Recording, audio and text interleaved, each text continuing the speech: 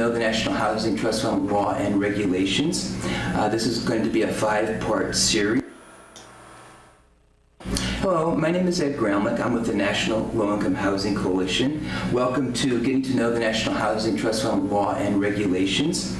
This is going to be a 5-part series to explain this new resource that we have that is designed to provide affordable rental housing to extremely low-income households. Those are households with incomes below 30% of the area median income. In part 1, we're going to be talking about 4 things. We're going to be talking about the need for the National Housing Trust Fund, talking about how the trust fund is a dedicated source of revenue, talking about that initial source, the initial dedicated funds that are in the statute, and talking about the introduction of the interim regulations. So why did the National Low-Income Housing Coalition and literally thousands of organizations around the country that were part of the National Housing Trust Fund campaign become involved in this effort way back in the year 2008?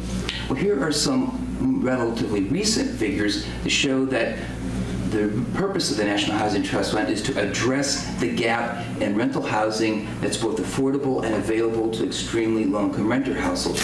We see that there's a shortage here of 7.1 million units. Another way of expressing this is that there are only 31 rental homes that are both affordable and available for every 100 extremely low-income households.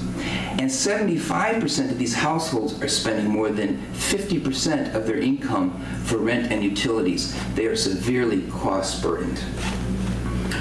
And the problem becomes even greater because out of that 7.1 million, there are actually a national shortage of 3.4 million homes that are both affordable and available to what we are calling deeply low-income households. Households with incomes below 15% of the area median income. DLI is a term that the National Low-Income Housing Coalition has made up. It's not an official HUD term. ELI is an official HUD term. And as you can see, there are only 17 rental homes that are both affordable and available for every 100 DLI renter households in the nation. And 90% of these households are spending more than 50% of their income for rent and utilities. They are truly severely cost burdened. So the National Income Housing Coalition and all of our allies as part of the campaign began this effort to secure a National Housing Trust Fund in the year 2000. And we persisted and worked and advocated. And finally, on July 30th of 2008, the National Housing Trust Fund became law as part of the Housing and Economic Recovery Act of that year. Quite simply, the trust fund is a program for collecting and distributing dedicated sources of money.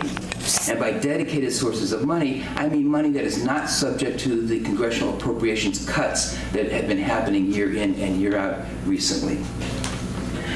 I want to stress that the intent of the National Housing Trust Fund never was and never should be to substitute for existing HUD programs that are, in fact, subject to the congressional appropriations process.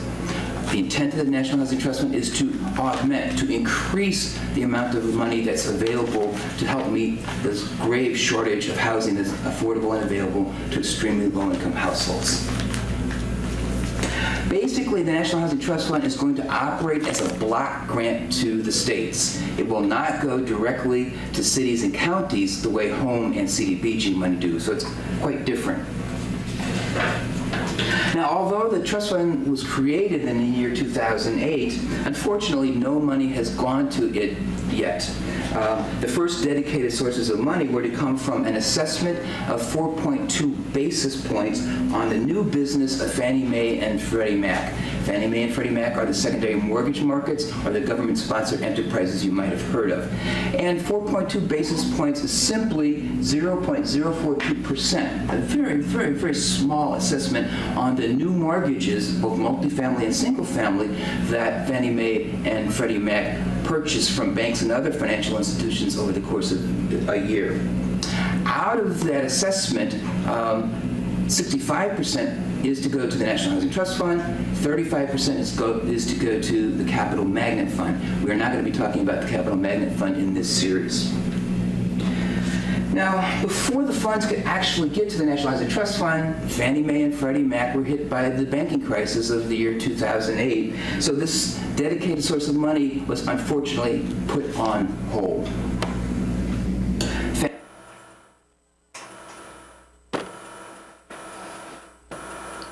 Hello, and welcome to another episode of your Human Service News and Information. I am Hassan Rashid, and I'll be here with you for approximately 25 more minutes. And so I greet you with the greetings of peace. And you know, it's always excellent being here with you, and it's such a great achievement to come into your lives and households, etc., as we do here at Cctv daily. Okay, that opening video was sponsored by the National Coalition, National Low-Income Housing Coalition, and that was the Ed Grimlich of the National Low-Income Housing Coalition speaking on the new funding resources known as the National Housing Trust Fund. That's being distributed throughout the states of the United States, another source of revenue for housing, low-income housing, extremely low-income housing, and very, very, very low-income housing, and namely homeless housing. So I'm going to tell you how to learn more about the National Housing Trust Fund as it affects our state, our locality in the United States, and that's Massachusetts. So later on in the broadcast, and I'm going to even share with you some thoughts from the CEO of the Housing and Urban Development down in Washington, D.C., Mr. Julian Castro. So right now I'd like to remind you that there's a lot going on here at CCTV and Cambridge this week, and especially the annual meeting here at CCTV. You know, that annual meeting, that's when they elect all the board all the members of the board of directors, etc., and there'll be entertainment at this event. There'll be music, food, speakers, etc., and all members are invited to come out, and all members in the community at large are invited to come out to this event. That's CCTV's annual meeting, and will change the course of history. And guess what? Candidates for the CCTV board of directors will be decided at this event too, and running for full seats is Jonathan Britton Martinez, Fran Conan, member representative seats Roseanne Gilmer, and CCTV's own Laura Montgomery. So we want you to come on out and share this event with us here at CCTV. That's the annual meeting, Wednesday, April 22nd, beginning at 6 p.m., 438 Massachusetts Avenue. That's right here in Central Square. Cambridge Community Television, the Community Media Center serving Cambridge, will challenge the status quo at its annual meeting on Wednesday, April 27, 2016. The significant elements of the past 27 annual meetings will remain. CCTV members will vote on candidates for the board of directors, heartily congratulate those who receive awards, eat delectable food, and mingle with other friendly folks. However, in addition to celebrating the significant accomplishment of 2015, attendants will have the opportunity to assist CCTVs in planning for the future by answering the following hard-hitting questions. What do you think CCTV's priorities should be for the next few years? What are CCTV's strengths, weakness, opportunities, threats? Okay, so that's April 27th, beginning at 6 p.m. That's 438 Massachusetts Avenue. That's the annual, that's the yearly meeting of CCTVs.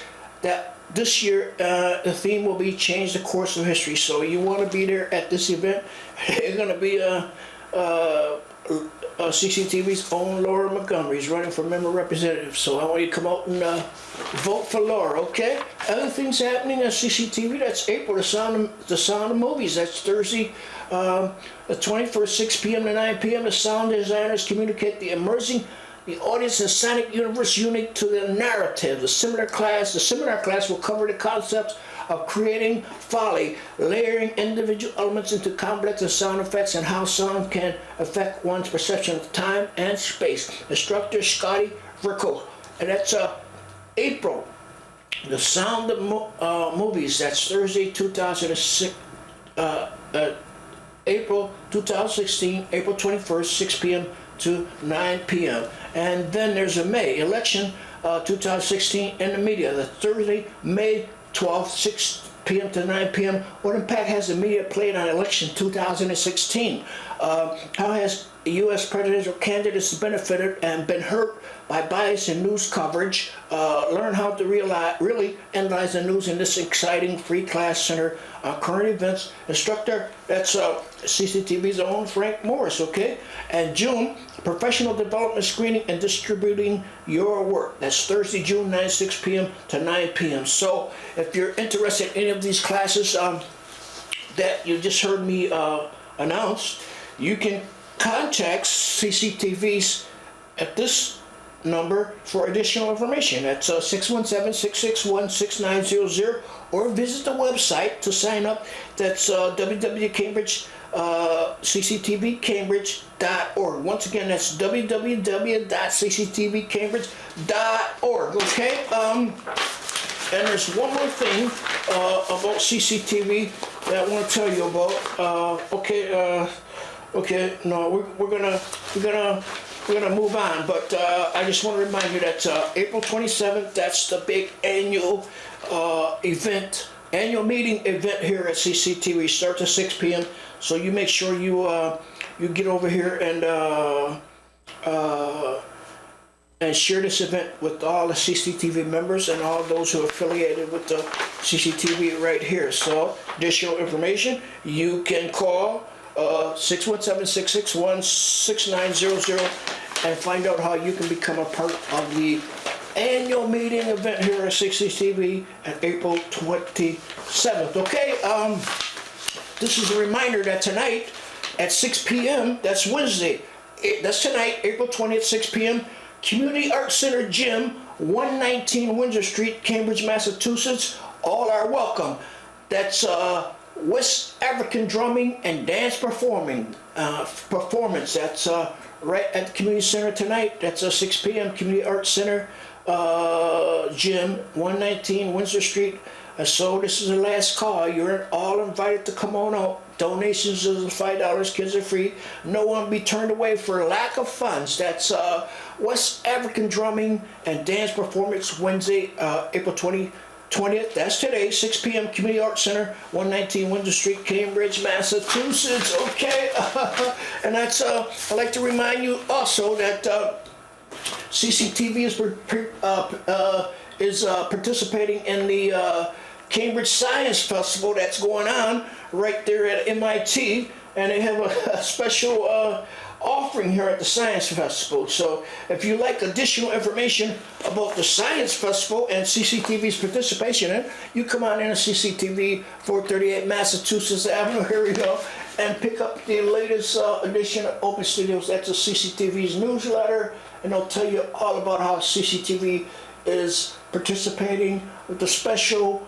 offering at the Cambridge, that's the Cambridge Science Festival going on right now at MIT Museum. Okay, that's there's a lot of events going on. April 20th, that's Thursday, April 21st, Friday, April 22nd, Saturday, April 23rd, and April 24th. So it'll be at 265 Massachusetts Avenue, Cambridge. That's the MIT.edu/museum/program/festival. That's CambridgeScienceFestival.org. For more information, once again, it's CambridgeScienceFestival.org, and they're there all weekend. It's Wednesday, Thursday, Friday, Saturday, Sunday, and CCTV is a very important part of this event. So you get on down there and support CCTV if you don't do anything else. Okay, I like the special announcement, a bulletin, alert,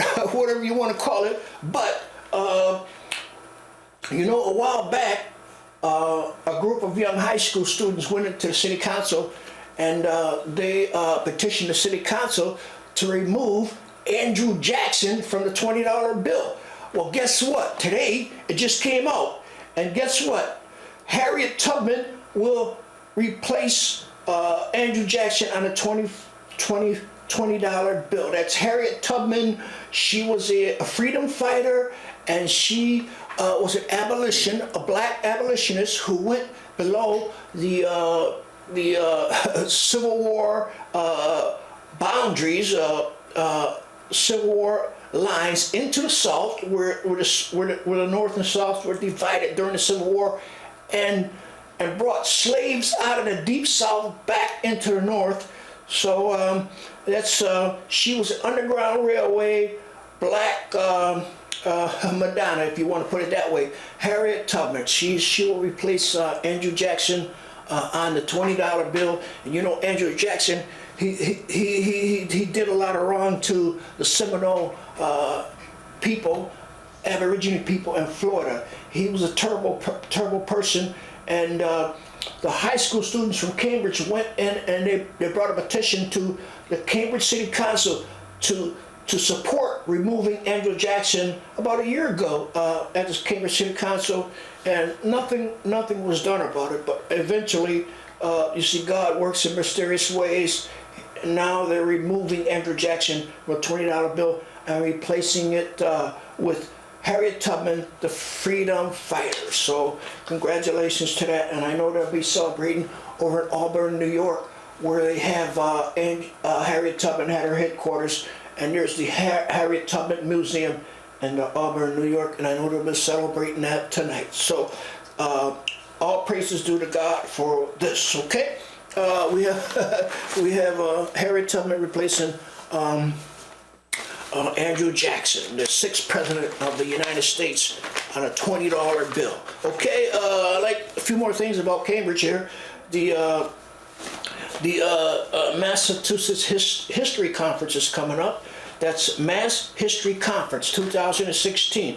Putting history on the map together in towns, counties, and across the Commonwealth. June 13, 2016, College of the Holy Cross. That's Worcester, Massachusetts. Join us for a public conversation about advocacy for local and public history organizations in Massachusetts, along with a program filled with opportunities to meet, network, and collaborate. So all of you history buffs out there, the big Massachusetts History Conference is coming up. The annual Massachusetts History Conference is coming up by the, that's the Mass Humanities, okay? Mass Historical Society, Mass State Historical Records Advisory Board, New England Archivists, University of Mass, etc., etc. So that's June 13, 2016.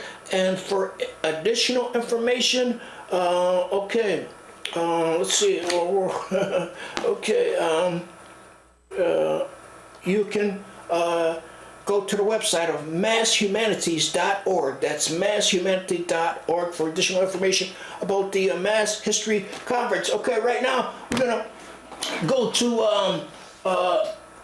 Julian Castro. He's the CEO of the Housing Urban Development, and I want you to hear a little bit about what he says about the National Housing Trust Fund, and then I'm going to tell you how you, if you're a human service provider, etc., if you work with low-income people and you're a nonprofit, how you can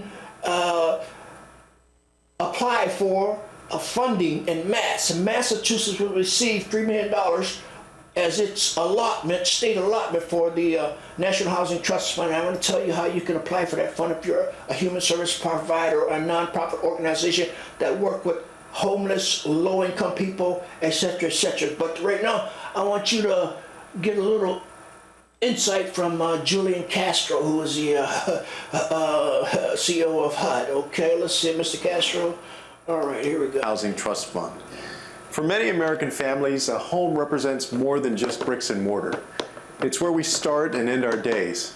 It's where our children grow up and our families make their memories. It's at the center of our lives and at the foundation of our futures. And where we live often determines the education we receive, the jobs that we have access to, and the health that we have. That's why we've got to give every American the opportunity to secure quality, affordable housing.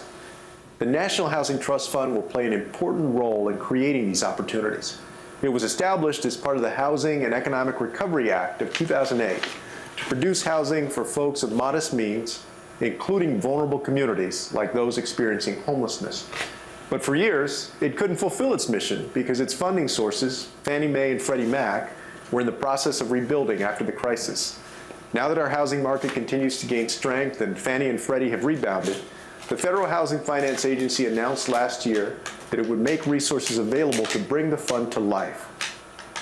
On January 30th, HUD published an interim program rule to provide guidance to states about the implementation of the fund. These additional resources will allow us to make vital investments in affordable housing nationwide and enable more families to secure a decent place to call home. This is a win for our families, for our communities, and for our economy. And we look forward to working closely with our partners to implement this new resource to expand opportunity for Americans for generations to come. Together, we can and we must shape a future where affordable housing is available to all Americans. Thank you, and let's get to work.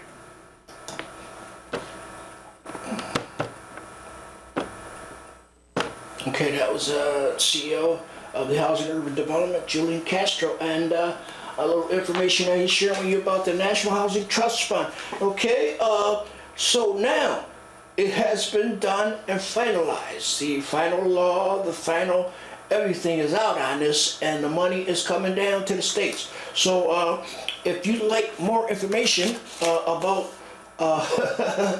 how you can get your nonprofit or your organization funded through the National Housing Trust Fund to help homeless families, low-income people.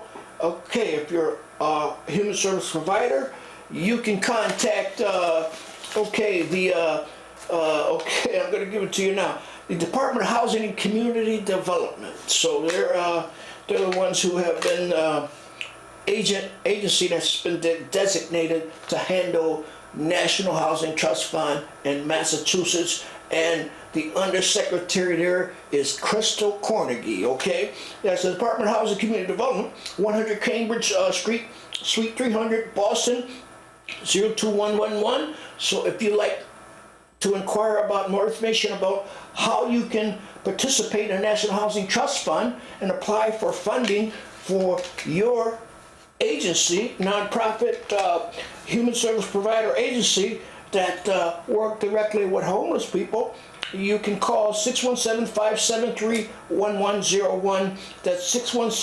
617-573-1103. Crystal.Cornegie@state.ma.us. Okay, that's Crystal Cornegie, Undersecretary of the Department of Housing Community Development, and she is the director of those people who will be distributing funds or deciphering funds down to the local communities here in Massachusetts. Crystal Cornegie, Department of Housing and Community Development. And one more thing I want to tell you about the Crystal Cornegie. She's going to be the keynote speaker, Undersecretary of Department of Housing and Community Development. That's housing the homeless, from crisis to shelter to home. Okay, that's a Sunday. That's a Sunday coming, April 24th, 1:30 p.m. to 3:30 p.m. Doors open at 1 o'clock. 1 p.m. for refreshment opportunities to meet exhibitors. That's St. Joseph Parish Hall, 130 Common Street, Belmont. Okay, so the director of the Department of Housing and Community Development, Crystal Cornegie, she's going to be at St. Joseph Parish, 130 Common Street, Belmont. That's this coming Sunday, April 24th, 1:30 p.m. and 1:30 p.m. to 1:30 to 3:30 p.m. And if you have any questions about the National Housing Trust Fund and how your agency can apply for some of this funding, you come on out to St. Joseph Parish Hall, 130 Common Street, Belmont. You can talk directly with their keynote speaker, Crystal Cornegie, Undersecretary, Department of Housing Community Development. Okay, so there's going to be a panel discussion also, and they're going to be Roy Cowan, Case Manager, Bristol Lodge, Robert Mills, CEO, Middlesex Human Services, Ellen Tan, President, CEO, Commonwealth Land Trust, Brian Costello, Executive Director, Watertown Housing Authority, Jennifer Van Campen, Executive Director, Metro West Collaborative Development, the Virginia Monroe Board of Directors, Watch, WATCH, and Rachel Heller, Belmont Housing Trust. So that's housing for the homeless, from crisis to shelter to home. And you can come on out and meet Miss Crystal Cornegy, Undersecretary, Department of Housing and Community Development, okay? And those are the folks that will be administering the National Housing Trust Fund. Each state, Massachusetts, has been allotted $3 million to share with human service agencies throughout the state, those who apply. So that's a National Housing Trust Fund. And we're going to get back to our friend Ed Grimlich before we go out, before we leave. You've got about a minute left. Hopefully we can let Ed, you're going to be hearing more about this from Ed Grimlich. There's about a 5-part series. Well, I'm Hassan Rashid. You know, it's always excellent being here with you, and it's such a great achievement to come into your lives like we do. So always leave with the fact that keep your nose clean, play straight to be successful, and don't forget to help someone in need of your help. Until next time, I leave you with the greetings of peace. Fast forward now to December 11th, 2014, and that's when the Federal Housing Finance Agency Director, Mel Watt, finally released the hold of that 4.2 basis point assessment on Fannie Mae and Freddie Mac's business.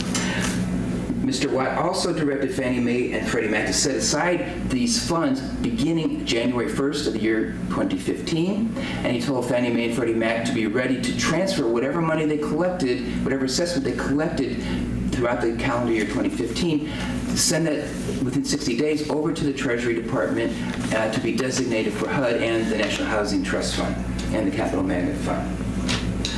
HUD is estimating that the actual money will get to the states sometime in the summer of 2016. Now, in the year 2008, in the early part of the year 2008, when we were really working hard to get the National Housing